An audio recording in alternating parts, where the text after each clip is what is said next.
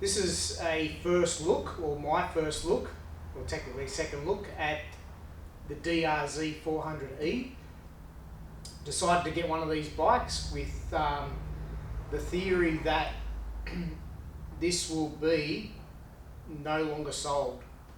So I've rushed out and grabbed one of these bikes on the basis that I think they'll be hard to get. Technically, they're not really hard to get because the bikes have been produced for 20 years and you can get lots of parts, but I wanted a new bike, and I think it'll be a sad day for many motorbike riders when they see that you can't get this bike. Let's talk about all the components and what I think of it. Now, the first time that I rode this bike home, the buggers at the dealership left the restrictor in it, and this is a terrible bike to ride with the restrictor in. So there'll be some upcoming videos of the changes of this bike build. So that includes de-restricting the carburetor and airbox intake. I believe there's a few mods you can do, but I'm not gonna hack the box in this with a 3x3 hole. I think there's a few little bits and pieces that you can remove to make it breathe a bit better. I don't know if I'll rejet the carby. We'll see. So this will be a progression of this bike build and my journey with it. I hope to do a 10-year journey with this bike, and that includes the Simpson Desert Crossing. Okay, out of the back, yeah, the fuel tank will go. That's got to be ordered. Acebus, I think is the brand. I probably won't go with the Safari brand. Just not a fan of the look of it. It really loses the shape of the bike, and I'm hoping I can get away with putting these back on the bike. Don't know if I'll need to change that with the change of the fuel tank. Little bits and pieces. Cover plates for the engine coming, ordered off eBay, and I'd like to change the blinkers to LED off the V-Strom. So the V-Strom 650 XT make a really nice LED indicator. I just find LEDs burn brighter when you're on the road, and I just call that a safety feature. I truly think this is the end of the Suzuki DRZ. We probably won't see any more imports in Australia. The regulations and the tightening for these type of bikes and emission laws and the climate change wankers that want to push full electric don't want this stuff coming into the country. So we've got socialists or terrorists claiming climate change and cracking down on fun. Interesting thing about this bike, the weight limit to bring it into the country, they did not include any tools. So for the sake of a couple of grams of tools, probably even half a kilo, even less, 400 grams or whatever, for a couple of spanners and shifters and that wasn't allowed, or the bike wouldn't have come into the country. First look at this bike. There's a few things that you pick up for the Australian version. No stickers on the tank. The yellow on the tank is not the same as the yellow plastics. So the front fender, yeah, this is a gloss yellow, this is a matte yellow, which surprises me for the look of the bike. It's well known that these bikes have been running for 20 years, and you can get parts anywhere and everywhere. This is being carbureted. It's going to be pretty exciting for me because I know that this is a long-term purchase, and I know that I can work on this bike comfortably if there's any issues. Little things. I want the basic tacho. I think that's great. I will between doing the conversations on this bike and talking about it, I'll do some close-up shots of individual things that I highlight. I like the mirrors. there will be substantial changes.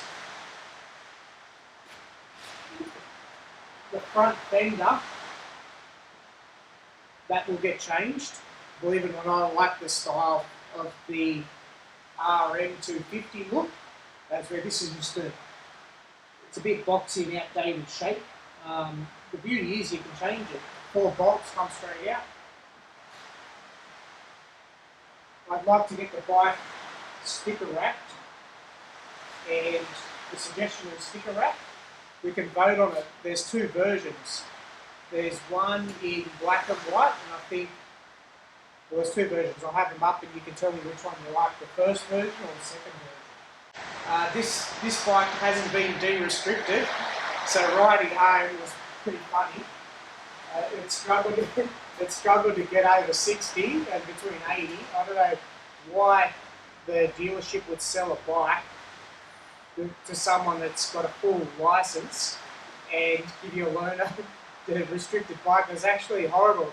These things restricted are that slow, in my honest opinion. I think the bike's dangerous because when you get into 110k zone, this thing's doing 80, and sometimes we're struggling to get over 60. The gear ratio to 5th gear doesn't worry me. That you purchase a bike knowing what the gear ratio is. One key feature for me, I have to change the height of the bike because I struggle. I'm just on full tippy toes. Pretty much a ballerina. So, yeah, I do have some Zeta high performance lowering links to go on the bike. That's going to get done tonight. That's why I'm going to rush to put this video out. Another little video project that will come up with the following episodes. I'll change these clutch and brake levers. The great thing about this bike, cheap, affordable parts. It's not an expensive bike build, just to customise it. So they're $30, which I thought was a great deal. This little bag will come off. The exhaust, I might just de-baffle it, we'll see. Fit and finish of the bike, it's not bad. I like the silver paint, comes up pretty well. The brake lever, the ends can get changed, the foot pegs can get changed, which these aren't that bad. I don't think they're not that bad. Plastic fittings, the cheap components that they do put on, that's terrible. You see the key on this bike, the smallest key ever when you compare it to the other Suzuki models. Let's start her up. Let's see the starts first go.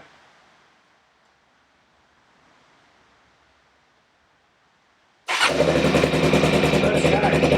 Run forever.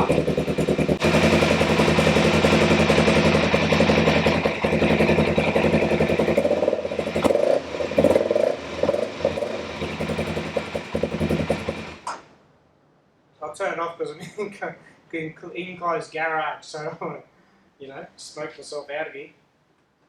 The other items, the blinkers, I will change to maybe the V-Strom LEDs.